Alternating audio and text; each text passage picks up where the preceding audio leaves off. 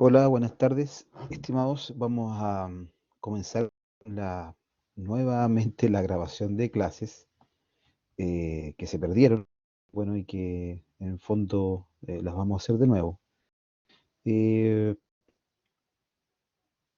Vamos a compartir pantalla para que vean en la clase atrasada de hoy.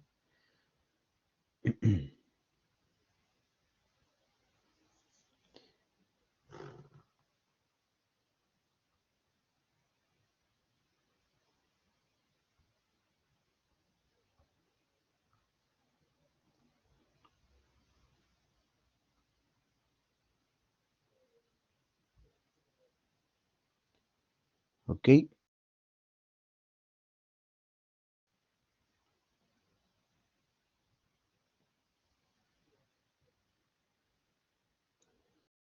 ya, vamos a comenzar. La clase hoy día tiene que ver con un poco las razas que se manejan en el país, ¿cierto? Y muchas de ellas son las que hemos estado conversando en las últimas sesiones, desde que se comenzó a grabar hasta el día de hoy, que estamos regrabando estas clases. Bueno, las principales características de una raza de carne tiene que ver con estas características que están mencionadas acá: rápido crecimiento, gran ganancia de peso, alta tasa de conversión alimenticia, madurez zootérica acelerada, relación edad-peso para el encaste y la infiltración grasa, que es el famoso marmoleo, que en el fondo es la grasa que está entre las células musculares, que es la que le da, entre otras cosas, la característica del sabor a la carne. Ahí hay distintos, digamos, parámetros de medición de calidad. Cada uno tendrá su forma de ver la calidad de carne o qué es lo que le gusta más o lo que le gusta menos. Por lo general siempre se ha clasificado como infiltración grasa, o sea, marmoleo, como una característica importante a destacar dentro de las razas de carne. ¿Ok? Em, Respecto a esto, bueno, en Chile tenemos una masa ganadera bastante heterogénea, pero básicamente predominantemente dada por razas de doble propósito, que básicamente derivadas de lo que se conoce como el overo colorado. Antiguamente, en realidad, el overo colorado había llegado como el famoso clavel alemán, ¿cierto? Y que se ha ido un poco diversificando acá en el país, dando un tipo de animal que se le conoce, se lo denomina como overo colorado, y también en su variante negra, overo negro, eh, que corresponden, digamos, a la gran mayoría de las razas presentes en Chile, y es de doble propósito. Y eso nos da más o menos un 25% de porcentaje que nos corresponde a razas que son exclusivamente productoras de carne. ¿M? A diferencia de muchos países sudamericanos que son muy adelantados respecto a Chile, y tenemos, por ejemplo, Argentina, que tiene un 85% de razas exclusivas de carne. Uruguay el 93%, siendo un país tan pequeño, es muy productivo, y Paraguay el 82% de su rebaño lo componen razas especializadas en carne. Nosotros tenemos más hibridaje más que especialización de carne. A pesar de eso, igual ahora último hay altas personas que han trabajado algunas razas que se han introducido al país en el último tiempo, ¿ya?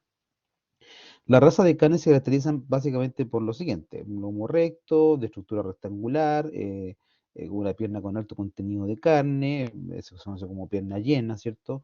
El cuello corto y ancho, y básicamente el pecho ancho. Casi todas las razas de carne tienen estas características, digamos, físicas, ¿no? Que son bastante peculiares.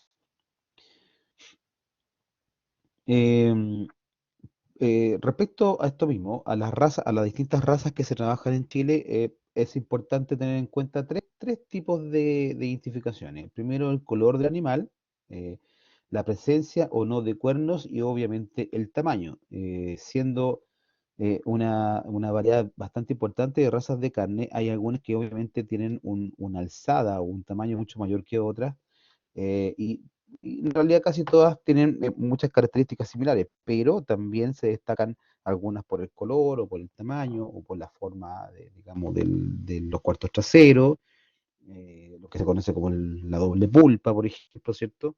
La presencia o no de cuernos, etcétera, etcétera, etcétera, algunas características que son importantes para describir estos tipos de razas.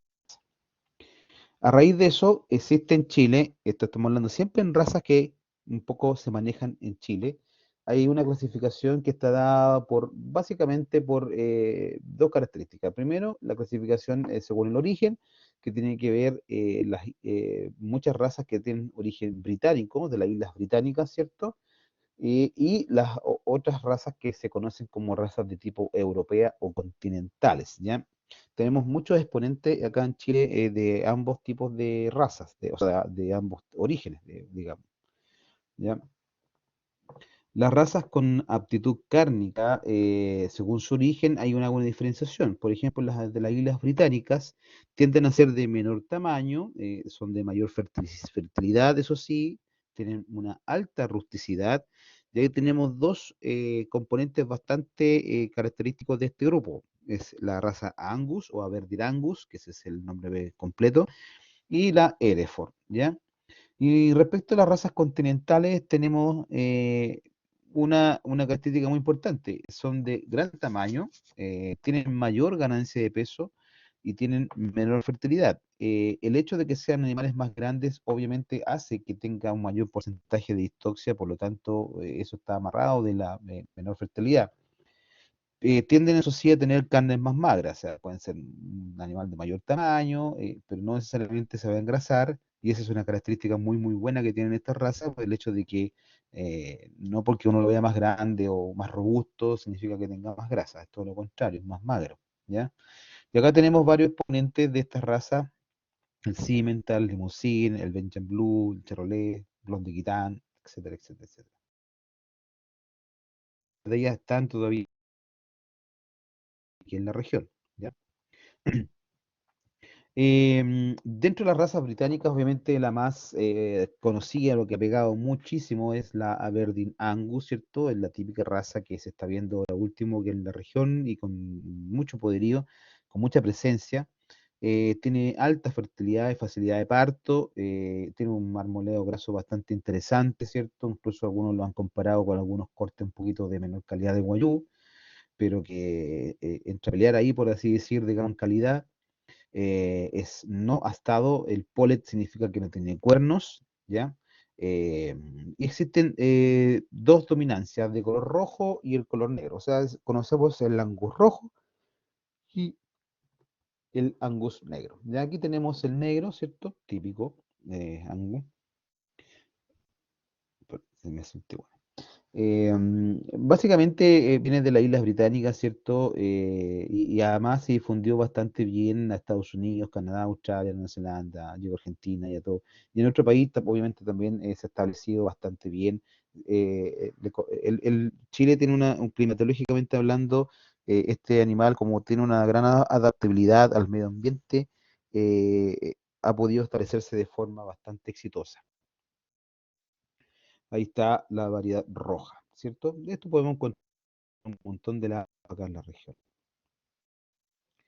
Después tenemos otro exponente británico que es el Hereford, un animal que en algunas ocasiones yo le he comentado que es un animal que, si bien es cierto que en Chile, en la zona central y sur, existía bastante, sobre todo la zona central, pero este es un animal que poco a poco se fue yendo cada vez más al sur, y ahora está básicamente en la zona austral chilena, ¿cierto? De Coyhaique hacia el sur, Coyhaique, Punta Arenas, son las dos regiones que donde más podemos encontrar, porque este es un animal que siempre ha tenido problemas de tipo genético relacionado al cáncer de célula escamosa, por la poca pigmentación que tiene alrededor del globo ocular, alrededor de los párpados. Si se fijan en esta foto, si uno hace clic en la foto y le pone zoom, se da cuenta que está, a pesar de que tuviera una especie de como de color rojo en la parte de los ojos, pero en realidad está muy despigmentado en la zona de los párpados. Bueno, eso a raíz de la mayor exposición al sol en la zona norte y central del país ha hecho que este animal tuvo mucho problema, digamos, de la aparición del cáncer. Por lo tanto, cada vez más se fue yendo al sur, obviamente por la menos cantidad de días con sol, obviamente, que hay en el sur, ha permitido un poco controlar esta enfermedad, y eso por un lado. Y lo otro es que tampoco se estaba, a raíz de esta misma enfermedad, Los resultados acá, si bien cierto, no eran malos, pero tampoco eran los óptimos, porque este es un animal que es bastante precoz. Puede llegar a los 18 meses a pesar, bueno, pesos de faena de 450 kilos, pero lamentablemente acá se estaba atrasando mucho el proceso, y básicamente estábamos sacando Hereford muy tardío. Así que esa es otra característica que también hizo que el animal se fuera mucho más al sur, y es por eso que este animal efectivamente es de climas bastante fríos, bastante helados, con poca hora sol, digamos. Y ahí por eso pegó bastante bien en la Patagonia chilena y Argentina también. Ya, el Hereford, bueno, el origen del sureste, suroeste, digamos, de Inglaterra, pero también se desarrolló en el año 94 más o menos, llegó a Estados Unidos y allá desarrollaron un tipo de Hereford sin cuernos, porque allá tenían otra raza que se llama Red Bull y por eso se llama, digamos, Polled Hereford, por así decir. El Polled Hereford es originalmente el Hereford tenía cuernos, cachos, y después del desarrollo que hicieron en Estados Unidos, este se dio una cruza que arrojó un animal sin cuernos, y a este sin cuernos se le llama Polled Hereford o Hereford sin cuernos, ¿ya? Es el más difundido actualmente porque el Hereford que original, que era con cacho, cada vez se fue diseminando menos y tiene menos presencia ahora en los campos. Como les decía, prácticamente casi no hay acá en la zona sur central, ¿ya? Así que, bueno, ahí tenemos la diferencia. Un macho adulto del Hereford puede llegar a pesar hasta una tonelada, entre 700 a 1000 kilos, una hembra entre 450 y 550, yo diría que incluso está un poquito más, ¿no? Estas son las dos razas británicas, digamos, por excelencia, que están aquí en Chile. Antiguamente había otra raza que se llama Shorthorn, pero ya hay muy pocas de esas, yo diría que casi ya no hay aquí en Chile. Y si hay alguien lo tiene, quizás está un poquito más escondido, ya no hay tanta información respecto a eso. ¿Qué características tienen? Bueno, y ahora pasando a las continentales, las características son bastante tienden a ser un poco distantes o distintas a las de las islas británicas, ¿cierto? Porque estos tienen una madurez zootécnica a mayor peso, son más magros, tienen mayor tasa de crecimiento y ganancia de peso, y eso hace también un efecto, digamos, un feedback negativo respecto a la fertilidad y digamos, la posibilidad de tener partos distóxicos, porque lamentablemente son animales de mayor envergadura, con mayor peso y tienden a tener, digamos, problemas, digamos, en los partos, ¿ya? Porque además tienen crías bastante grandes y siempre hay cierto tipo de distoxias asociadas a estas razas, ¿ya? Además, estas razas continentales son consideradas razas terminales, ¿ya? O sea, el típico cruce que uno hace acá es ponerle a los hembras Angus, ponerle un charolé, por ejemplo, un toro charolé, como para hacer esa cruza terminal, y eso es lo que se va a faena, con mayor aprovechando lo que se conoce como vigor híbrido, ¿no? O heterosis, digamos, del híbrido. Bueno, y es así. Dentro de estas razas, bueno, obviamente hay distintas. Una de las más conocidas que está aquí en Chile y aquí en la región es el Simmental o Fleckvieh, también conocido originalmente de Suiza. Tiene una gran habilidad materna y un gran crecimiento. Don Fernando Carmine, que es uno de los productores que tiene esta raza, ustedes pueden ver estos animales al frente de la fábrica de la Princesa del Cristal, ahí en la salida norte de Temuco, ¿cierto? Al frente se ve como un centro de eventos, pero en el fondo ese es el fondo de don Fernando Carmine, donde se ven los Texel y además están la raza cimental ahí pastoreando de tarde en tarde, uno lo puede ver. Así que tienen la oportunidad de pasar por ahí y están los animales y van a ver, digamos, este tipo de raza, ¿ya? Eh, el cimental como tal es un animal, digamos, de origen suizo, tiene dos tipos de pelaje, uno amarillo, castaño, rojo, o a rojo, digamos, con manchas blancas bien características, ¿cierto? Este no tiene componente genético que podría tener, digamos, relacionado al cáncer de células escamosas como lo tiene el Hereford, porque también me dirán, no, tienen la cara blanca, sí, obvio. Muchos de ellos tienen cara blanca, pero no necesariamente van a desarrollar la enfermedad porque no está dentro de su genética, digamos, este gen o este precursor, digamos, para desarrollar la enfermedad. ¿Ya? Otra característica bastante común de los cimental es que la madre y la cría se parecen muchísimo siempre. ¿Ah? Hay una gran similitud entre madre y cría, y además el ternero de la Fleckvieh o en este caso cimental, que es lo mismo, es una velocidad de crecimiento impresionante. ¿Ah? Entre allí, por ejemplo, la última vez que tuve la suerte de estar en el fondo de Don Fernando, ahí en la salida norte de Temuco, él tenía hembras con crías alrededor de, pesando, digamos, ya a los 4 meses de edad, casi 300 kilos de peso, un ternero pero gigantesco. Así que estos animales son así, tienen una velocidad de crecimiento impresionante. Después bueno, aquí teníamos un toro, ¿cierto? Una exposición de toro, y si se dan cuenta, igual lo podría decir, bueno, este animal eh, puede tener problemas perdón, bien digo, de fotoperiodo, no de fotoperiodo, con rayos ultravioleta, ¿cierto?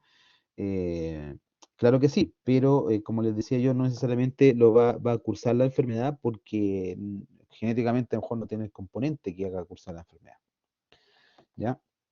Ahora les voy a presentar un par de razas que llegaron hace unos 12 años acá a la región y que son de un productor de acá de la zona, que es, digamos, de la empresa Ancalí, y esto está en de Vilcún, hacia la cordillera, en un fondo que se llama el Fondo Cuatro Volcanes, y son dos razas, una la basadez, que la están viendo ahí, que son animales que las mezclas de estas razas son las que están marcando precio en feria. Cada vez que llega un novillo salido, un hibridaje salido de estas razas, cuando llega a feria, son las que están marcando el precio ahora último. Eso es así. Y son razas francesas que son muy, muy especializadas en carne. La característica de estas dos razas, una que le da una facilidad de parto extraordinaria, un ternero no muy grande, muy poco cabezón también, pero tiene una velocidad de crecimiento única. Y lo otro es que la característica principal de esta raza es que por así decir, han encostado los huesos, por así tener los huesos más chicos, más delgados, ¿ya? Y al tener los huesos más delgados, obviamente tiene mayor proporcionalidad de carne, ¿ya? El macho puede medir hasta 1,45 a la cruz, ¿cierto? Y pesar entre 900 hasta 1.200 kilos. La hembra mide hasta 1,40 y entre 750 y 850 kilos. O sea, son animales grandes, ¿ya? Este es el Gascés y este es el Gascón. ¿Ya? Son dos razas francesas introducidas y que de esta mezcla de estas dos razas, ellos hacen hibridaje ya en este fondo que les comentaba. O sea, básicamente ellos hacen lo que se está haciendo ahora último, que es ocupar la inseminación artificial también en carne. Ya no está supeditada solamente para el rubro lechero, sino que también se hace bastante inseminación artificial, incluso transferencia de embriones en este tipo de razas de carne, ¿ya? Así que bueno, estas dos razas en algún momento ojalá se pudieran ir a ver a este fondo, que son razas que son muy, muy fantásticas, ¿ya? Uno le aporta mayor velocidad de crecimiento y el otro le aporta mayor facilidad de parto, y ahí sí ya van haciendo algunas mezclas, digamos, en este fondo. ¿Con qué lo mezclan? Bueno, con otras razas. Allá el fondo Ancalí lo que hace en realidad comprar distintas razas. Te puede tener de todo, desde claveles hasta charolais, angus, normanda incluso, y inseminan, digamos, con este semen y sale un híbrido que es un híbrido que, como les decía yo, está marcando precio en feria, absolutamente. ¿Ya? Después tenemos otra raza, en este caso belga, que es la famosa Belgian Blue o Azul Blanco. Este tiene una característica bastante particular, esta raza, que es, hay un gen que suprime, digamos, la producción de miostatina. La miostatina es un factor de crecimiento, digamos, y es la que supuestamente inhibe el crecimiento muscular, pero como este tiene un gen que inhibe a la inhibidora, en este caso la miostatina, hace que el músculo siga creciendo. Antiguamente les conocían como las vacas Schwarzenegger, por así decirlo, un nombre bastante particular, ¿no? Eh, bueno, lo ideal es que siempre, o sea, uno tiene esta raza, pero en el fondo se está trabajando ahora último en inhibir, digamos, a este gen para que tenga, digamos, un crecimiento un poquito más acorde, un crecimiento no tan extraño, ¿cierto? Como se ve este animal, ¿no? ¿Ya? Así que, bueno, lamentablemente es así. O sea, no es que sea lamentable, simplemente la raza tiene esas características y así fue creada, digamos, con este inhibidor de la producción de miostatina. Ahora en el fondo del crecimiento, ¿no? Pero así son los famosos Belgian Blue. Después tenemos otra raza, todas estas razas que le estamos nombrando, que son razas continentales, digamos, de Europa, son razas que están presentes aquí en la región en mayor o menor medida, ¿ya? El Blonde Aquitán es otra raza que es bastante interesante. Sí, mal no recuerdo, viniendo desde el norte para acá, yo no me acuerdo si está entre Panguipulli, perdón, entre Coyipulli y Traiguén, o entre Traiguén y Victoria, existe un fondo que se llama Santa Gertrudis, si mal no recuerdo, donde tienen el blond de Quitán hace mucho tiempo. Es un producto que lleva ahí mucho tiempo, ya, criando este tipo de animales, ¿ya? Eh, una característica muy importante de esta raza es que tienen una gran cantidad de rendimiento lechero, a pesar de ser una raza de carne, ¿ya? Y esa, en fondo, se traspasa al crecimiento del cordero, perdón, del cordero, del ternero, ¿ya? Entonces, esta es una raza que tiene muy buena aptitud lechera, ¿ya? Y si se dan cuenta, algunos especímenes de esta raza, la vaquilla, aquí como se ve respecto al toro, padre e hija, digamos, en su exposición. Eh, Después, otro tipo de razas ya más de origen francés, a pesar de la Basadelle y el Gascón que ya se lo había nombrado, está el famoso Charolais, Charolais o Charolais, como quieran darle el nombre, es el típico color blanco crema, ¿cierto? Que es muy difundido también aquí en la región y es una de las razas que se hace cruzas terminales. Y que, bueno, ha resultado bastante bien. Actualmente existen varios planteles acá en la región, hay uno bastante conocido cerca también como yendo hacia Vilcún, eh, eh, en un pueblito que hay entre medio entre Cajón y Vilcún, que no me acuerdo cómo se llama, y que siempre, bueno, en algunas ocasiones hemos podido visitar, ¿ya? Así que este Chevrolet es uno de las razas que en realidad aquí en la región ha predominado bastante bien, por su adaptabilidad al medio, por su rusticidad, y porque da muy buenas crías híbridas, ¿no?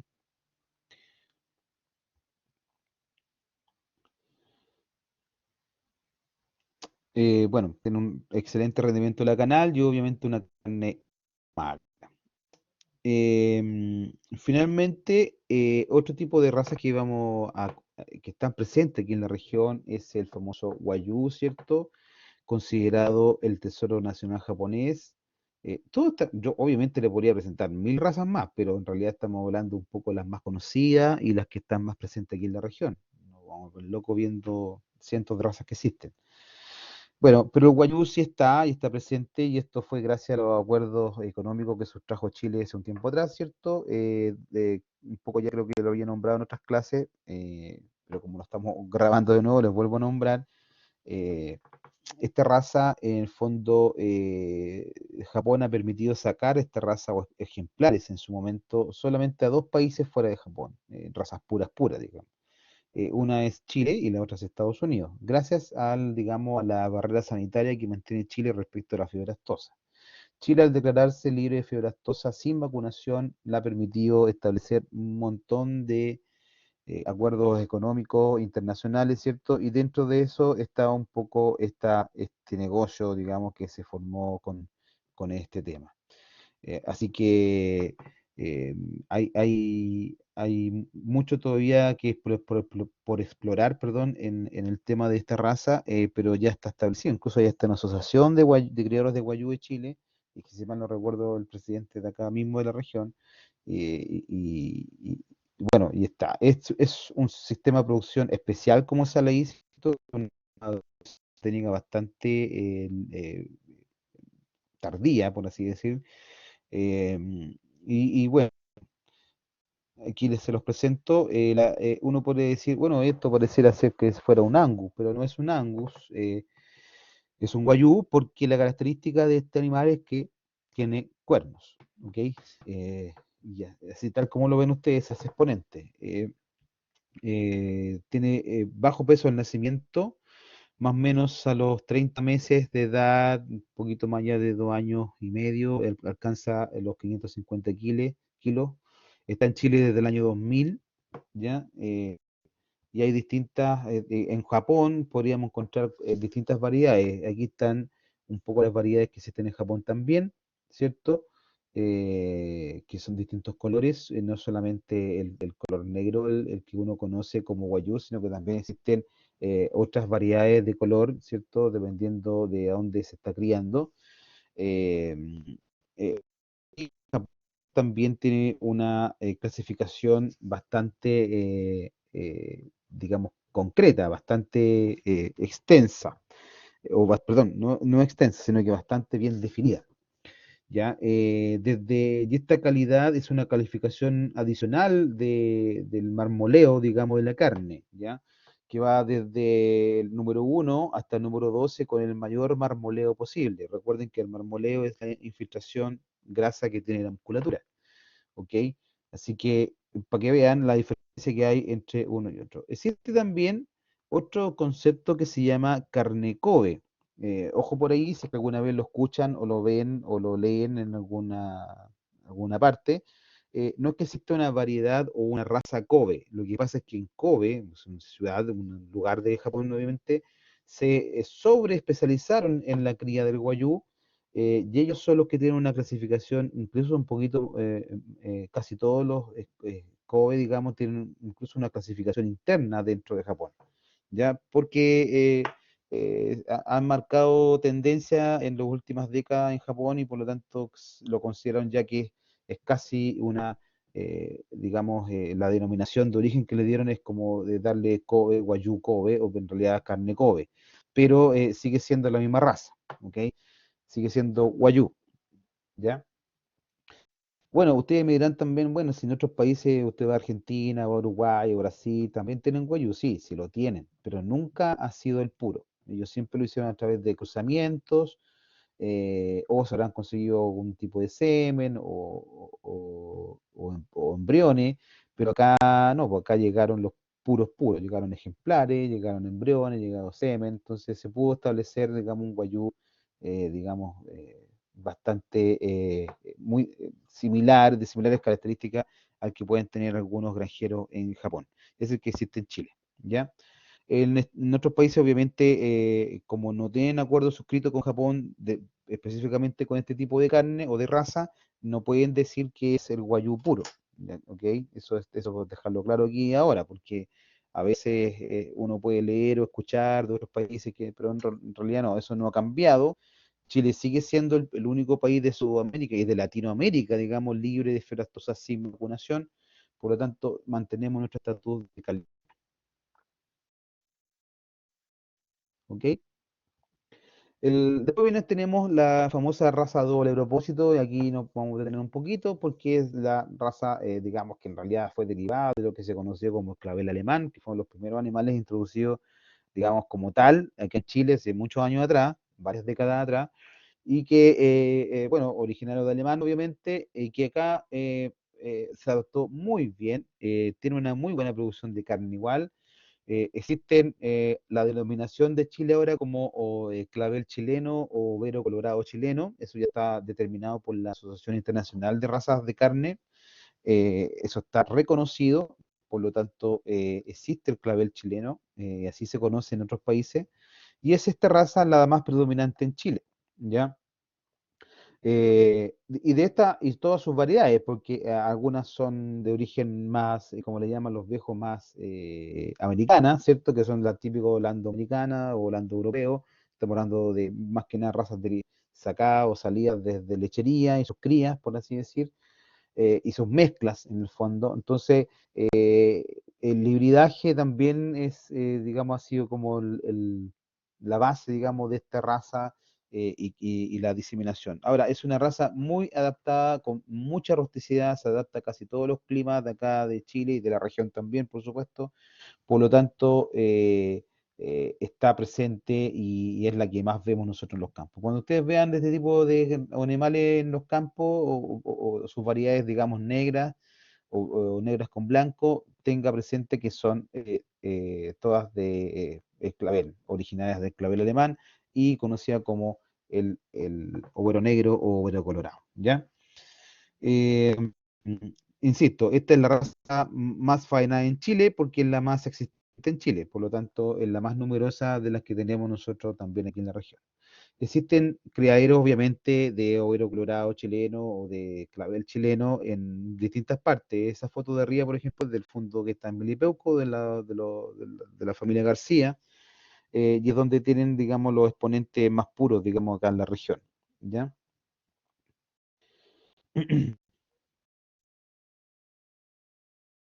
Y raza, eh, no menos importante, también presente aquí en la región, es la raza normanda, que ya se lo había comentado, y es considerada la raza, digamos, doble propósito por excelencia. Es una tremenda animal, es muy larga, es grande, es un animal grande, tiene una duración de lactancia de al menos 300 días, o sea, bastante importante, y es de doble propósito. Ahora bien, eh, eh, eh, pues por su gran tamaño, incluso algunos machos ya pueden estar casi antes del año ya estar prestando servicio, ¿cierto? Entonces sus primeros celos, ¿cierto? O primer encaste, por así decir, más que celo.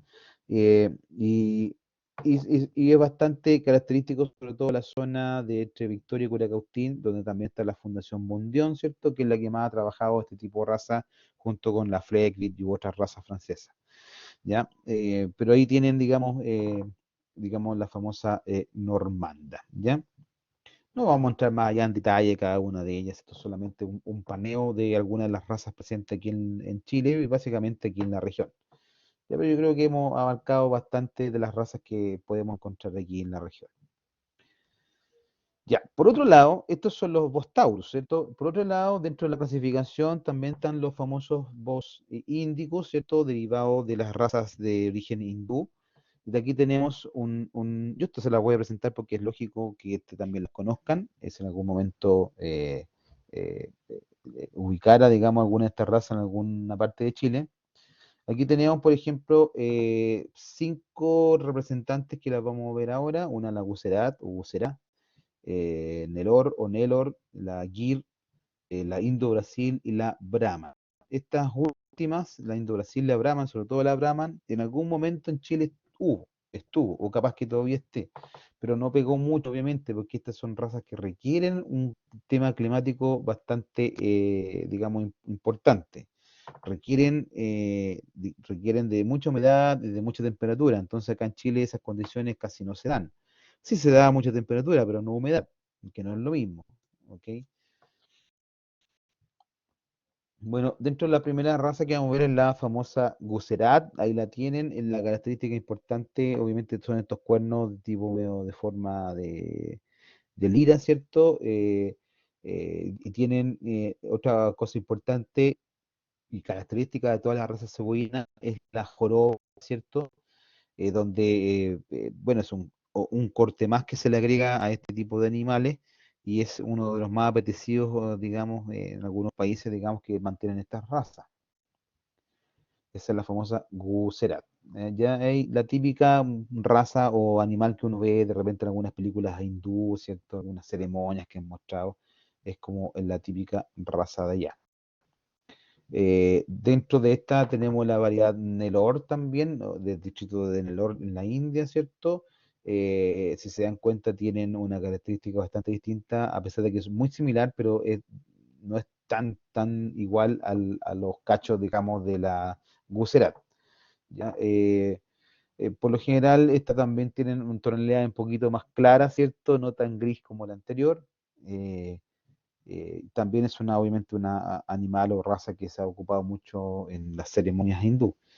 Aquí está el exponente macho de la misma raza, ¿cierto? Eh, y la característica joroba. Después tenemos los tipos de raza Gir, y acá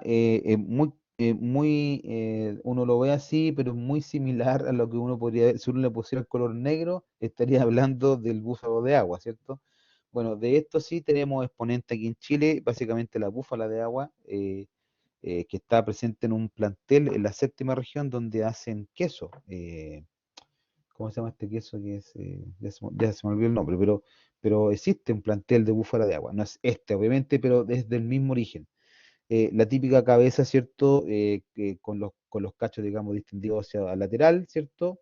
Están curvados, ¿cierto? Hacia cráneo, hacia craneal, y tienen una cantidad de colores distintas. Se cree que esta es una de las razas más antiguas que existe en el mundo y que dio origen incluso a la rama Taurus, taurina, pero se fue quedando y estancando en esto y también se cree que también puede haber dado a las razas de tipo hindú o o cebuinas. Por así decirlo.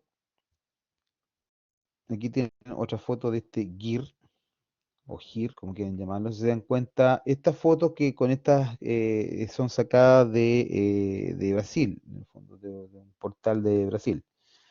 ¿Ya? Y son de estas características.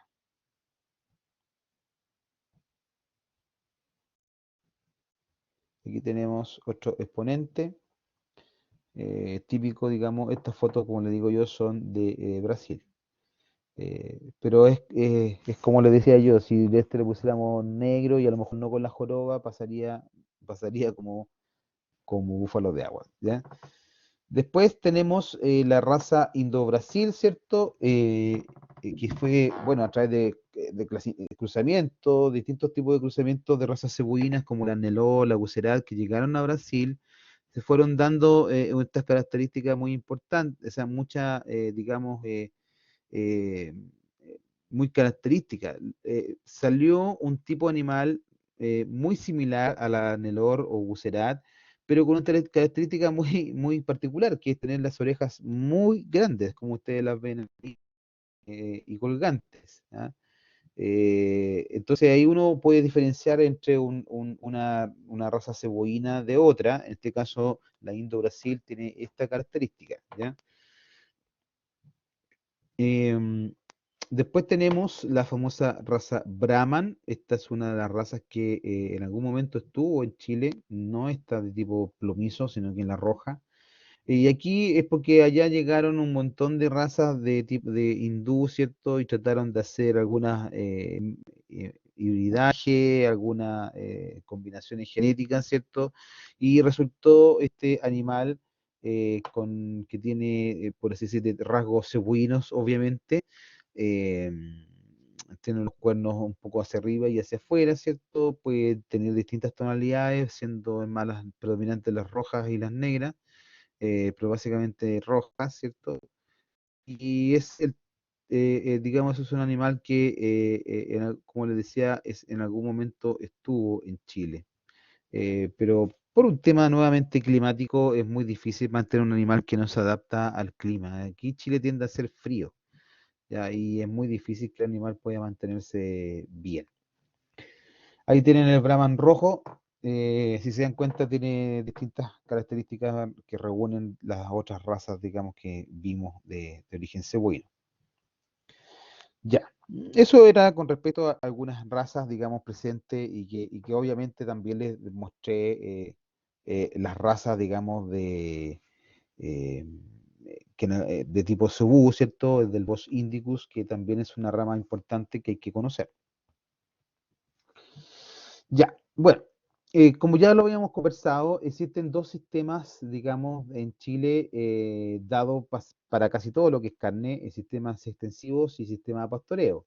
De sistema intensivo puede derivarse a un sistema intensivo, Y los sistemas de pastoreo pueden ser mixtos o de confinamiento en fieldos, de eso va a depender. Mixtos cuando hablamos de una parte que se hace de forma extensiva, o sea, a pradera, y finalmente se termina de forma intensiva, ya sea en confinamiento o feedlot. Al respecto de esto, tenemos que tomar en cuenta una cosa muy importante. Los sistemas de producción en el país eh, siempre van a tener algunos elementos de manera de que son determinantes para tener éxito o no.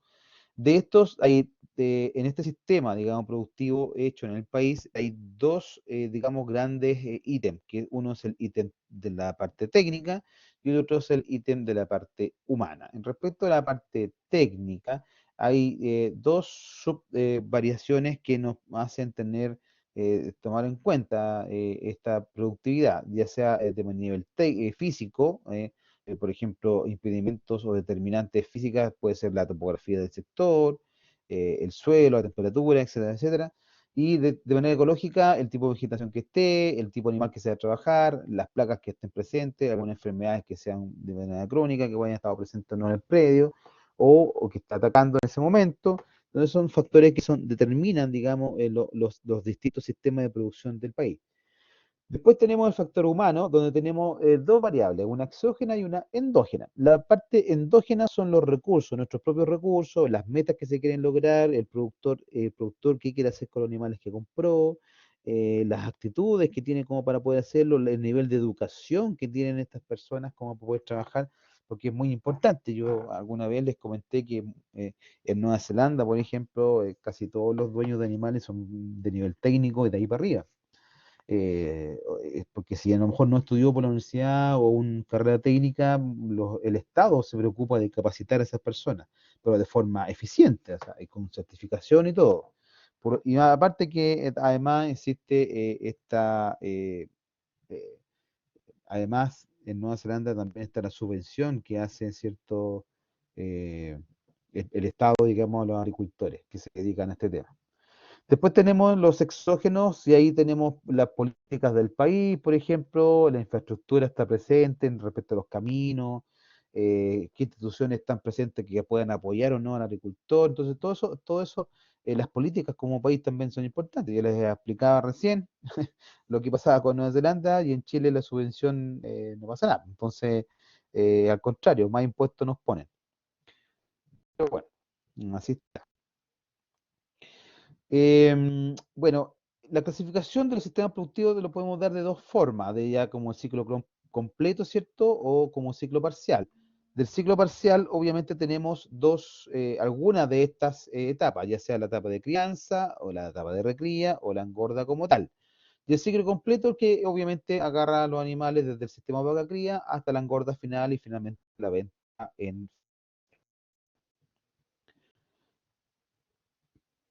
Eh, en el ciclo completo, por ejemplo, el proceso de crianza va a incluir a la madre, obviamente, con el ternero, y esto hablamos siempre sobre 150 hasta 270 kilos.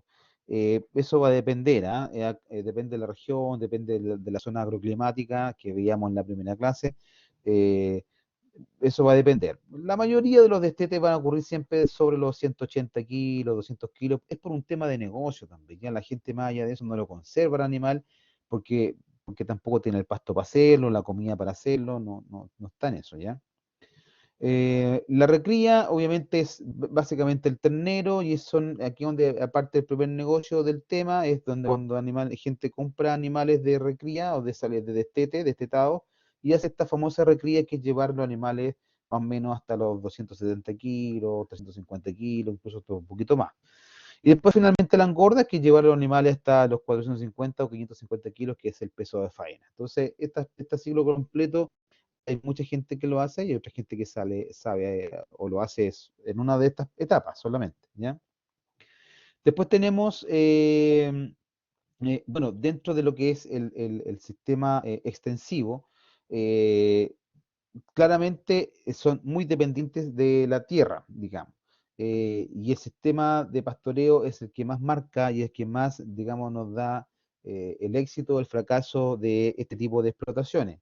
Obviamente el pastoreo, la definición clásica o la definición que se acepta, digamos, es que el pastoreo es permitir que el animal coseche su propio alimento. Eso significa. ¿Ya? Y a raíz de esto existen tres tipos de pastoreo: el directo, el rotativo y el de franjas, con uso de cerco eléctrico o de corrales, digamos, de apoderamiento, digamos, de terreno. Esto básicamente es un esquema, un ejemplo a qué se refiere con rotacional o mal intenso, cuando se hacen más franjas, digamos, que el animal puede ir pasando de una franja a otra sin deteriorar digamos, tener un efecto negativo en el pastoreo directo en la pradera. O sea, aquí el recurso suelo, el recurso pradera tiene que mantenerse y tiene que obviamente cuidarse de forma prolija, porque si se nos arrancan los animales dentro de un potrero o no sacamos a tiempo, estamos en riesgo de perder, digamos, esa fracción de pasto, ¿no? Al respecto, bueno, el pastoreo rotativo, básicamente es rotar la pradera para no castigar lo que le acabo de decir, la productividad de esta misma, ¿cierto? Y tampoco castigar la ganancia de peso diaria de los animales, ¿ya?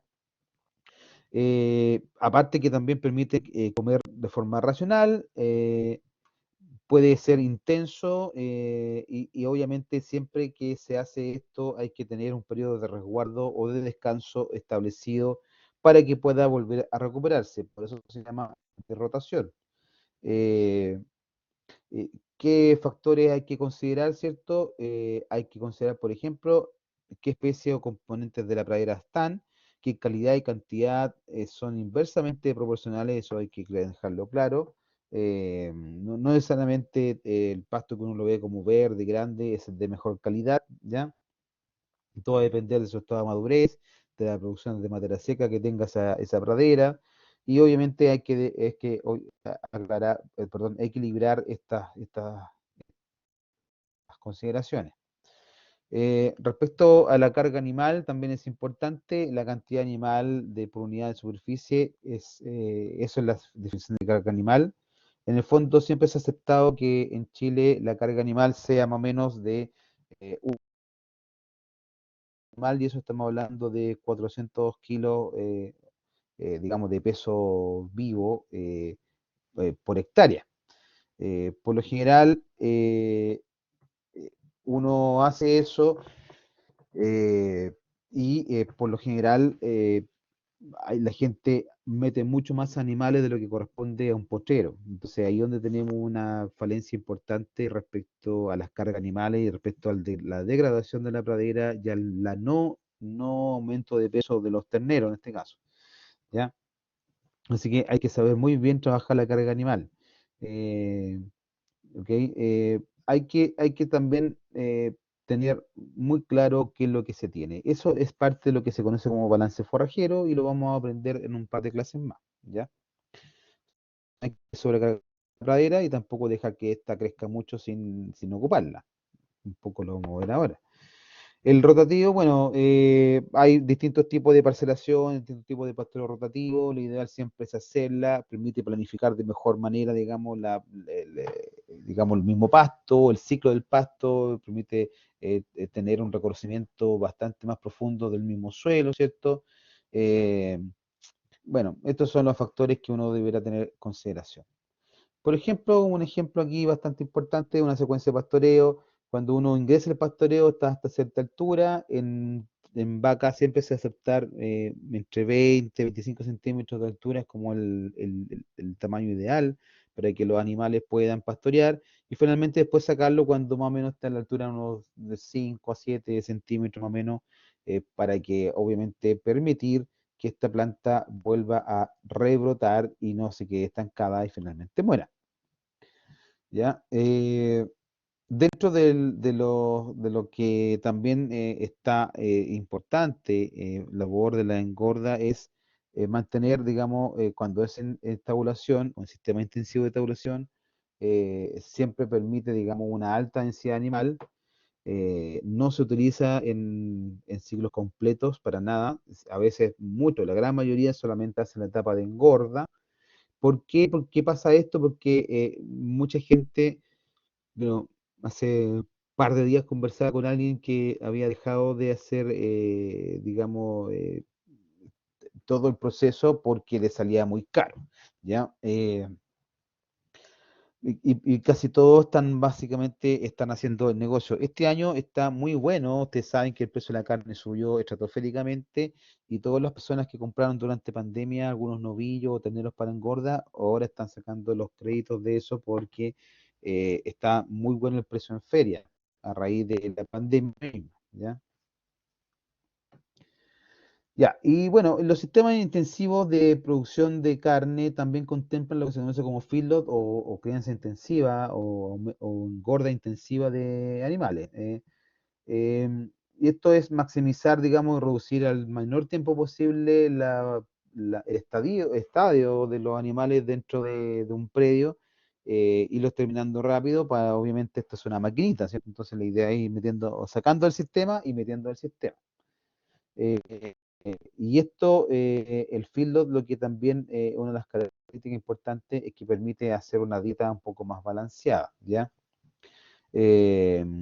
Aquí están un poco las características, el manejo alimenticio, o sea, uno de los objetivos es permitir que se acostumbre, ¿cierto? Porque como el animal está acostumbrado a cosechar directamente su pasto y acá uno le está dando, digamos, que comer, entonces obviamente necesita, digamos, un periodo de adaptabilidad, pero que eso se va dando muy naturalmente, sobre todo cuando las personas que hacen ciclo completo. Y los que no, bueno, un ternero con hambre va a comer igual la dieta que le den.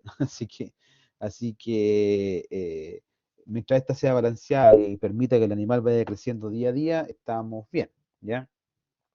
Por supuesto que esta dieta tiene que cubrir los requerimientos del animal y obviamente permitir una excelente o buena ganancia de peso.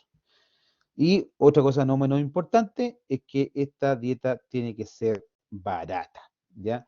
Por eso acá en la región casi nadie hace el ciclo completo, porque es bastante engorroso, es bastante caro, y porque acá en la región carecemos de sus productos de agroindustria, como algunas veces ya lo he nombrado, porque no hay agroindustria acá, po, muy poco. Entonces, en el norte, por ejemplo, yo conocí personas que trabajaban, por ejemplo, pelón de almendra, hay muchos productos de la frutería, cosas así, y acá no, pues acá no tenemos mucho. Por eso, muchos engorderos, entre comillas, o empresarios de la carne, entre comillas, vienen a buscar animales acá y engordan allá. Entonces, eso va a depender del tipo de negocio que tenga. O viceversa, nosotros acá de la región compramos sus productos del norte para traer para acá y así alimentar los animales que tenemos acá. Es como un ciclo que se ha formado en el último tiempo, ¿ya? Pero las características hacen esa, permitir acostumbrar digestivamente al animal. La dieta tiene que cubrir los requerimientos, obviamente, del animal y que permitan también, además, que el animal aumente de peso y debe ser una dieta económica en lo posible, ¿ya? Aquí tienen, bueno, algunos sistemas, básicamente un poco ya lo que hemos conversado de lo mismo, ¿no?